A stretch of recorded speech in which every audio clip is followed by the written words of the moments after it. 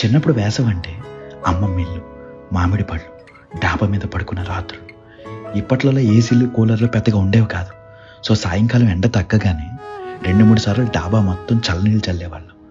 ఆ తర్వాత డిన్నర్ ముగించుకొని చేపలు, దుప్పట్లు, దిండ్లు పట్టుకుని ఇంట్లో ఉన్న బ్యాచ్ మొత్తం డాబా మీదకి పరిగెట్టేవాళ్ళం. చేపలన్నీ మంచిగా పరుచుకుని సెంటర్లో ప్లేస్ కోసం కజిన్స్తో ఫైట్ స్టార్ట్ చేసాం.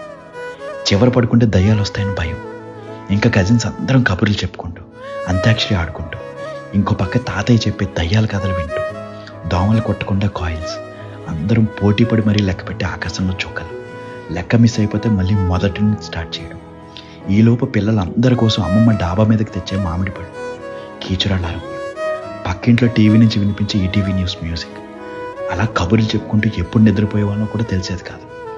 వర్షం పడితే అన్నీ తీసుకుని కిందకి పరిగెట్టడం. పొద్దున్నే మన మీద పడే ఆ సన్ రైజ్కి నిద్ర లేచేవాడు.